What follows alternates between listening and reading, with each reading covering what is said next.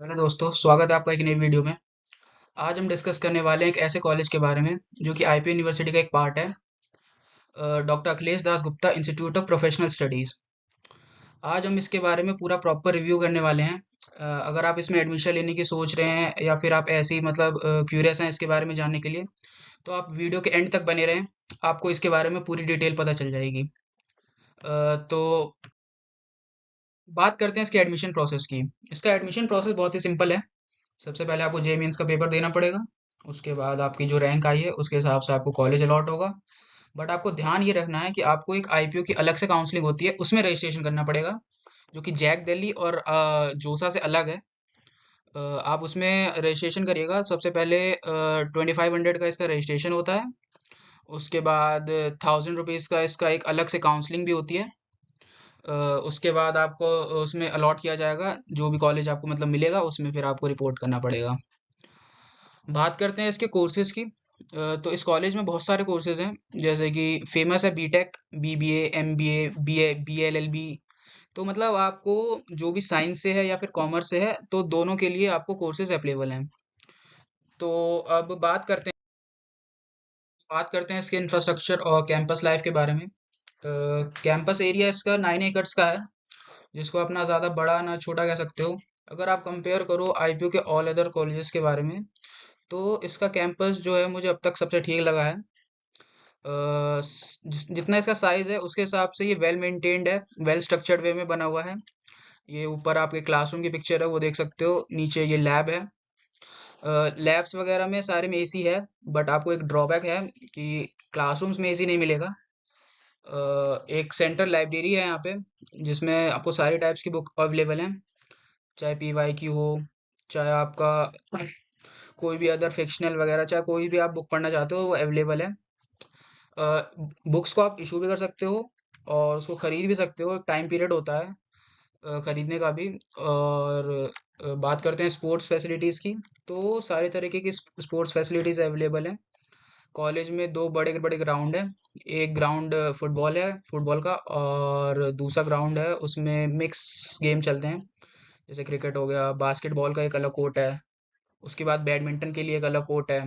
तो मतलब ठीक है, स्पोर्ट्स की सारी फैसिलिटीज़ हैं। बेसमेंट में एक स्पोर्ट्स रूम है, जिसमें सारे तरीके के इक्विपमेंट्स आपको मिल जाएंगे। टेबल टेनिस हो गया, बैडमिंटन हो गया, बैट बॉल वगैरह हो गया। तो वैसी कोई दिक्कत नहीं मिलेगी स्पोर्ट्स का, ठीक है। बात करते हैं बहुत ही एक इम्पॉर्टेंट टॉपिक पे, जिसका नाम है अटेंडेंस। ये बच्चों की जान लिए रहता है। ऑफिशियली तो यहाँ पे 75% अटेंडेंस रिक्वायर्ड है। बट अगर आपकी टीचर से ठीक ठाक बनती है, आप मतलब ज़्यादा नाम मतलब ज़्यादा परेशानी क्रिएट नहीं करते हैं, टीचर से बना के रखते हैं, पढ़ाई में भी ठीक ठाक हैं, तो आपकी अगर 60 या 65 भी है तो वो अलाउ कर देंगे आपको पेपर के लिए। तो वैसा कोई हार्ड चीज सीन नहीं है, चिली है। कैंपस वाइब की बात करें तो कैंपस वाइब भी बहुत चिल है। सीनियर्स बहुत सपोर्टिव हैं, वो आपकी हर बात पे मदद करेंगे। ऐसा रैगिंग वगैरह का तो सीन है ही नहीं बिल्कुल भी। तो बाकी सारी चीज़ें ठीक हैं।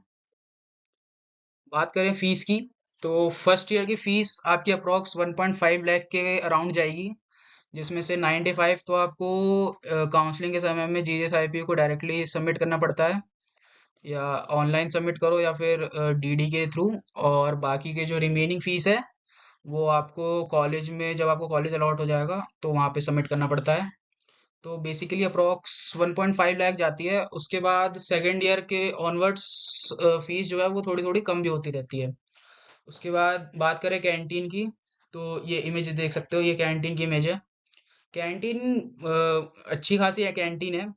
एक मेन कैंटीन है और एक स्टॉल है। कैंटीन के अंदर की फूड की बात करें तो फूड ठीक है, प्राइस भी रीजनेबल है, महंगा आपको नहीं लगेगा, और क्वालिटी भी ठीक है। सीटिंग अरेंजमेंट ठीक ठाक बहुत बढ़िया है, मतलब कह सकते हो कि हाँ एक बार में 150 से 200 लोग बैठ सकते हैं।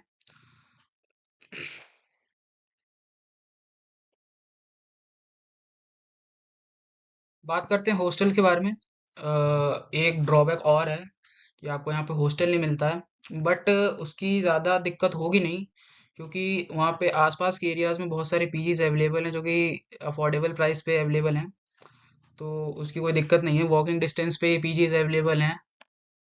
बात करते हैं सोसाइटीज़ के बारे में। तो सोसाइटीज़ इस कॉलेज का प्लस पॉइंट है, क्योंकि यहाँ पे बहुत सारे टाइप्स की सोसाइटीज़ हैं जो कि बहुत एक्टिव हैं। ऐसा नहीं कि बस सोसाइटी बनी हुई है और वो कुछ काम नहीं कर रही हैं, बंद पड़ी हैं, बैठी पड़ी हैं, ऐसा कुछ नहीं है। एक्चुअली जो सोसाइटीज़ के मेंबर्स हैं वो आपको बहुत मोटिवेट करेंगे, एनकरेज करेंगे कि आपके जिस भी फील्ड में आपको इंटरेस्ट है उसमें आप आगे जाइए।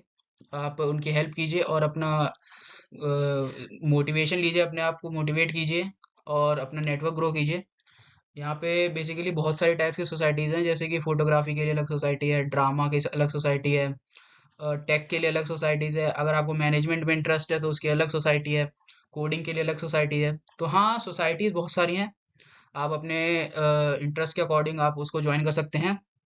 बात करें फैकल्टीज़ की, तो फैकल्टीज़ तो आपको मैंने बताया ही, जैसे कि बहुत सपोर्टिव हैं, हेल्पफुल हैं।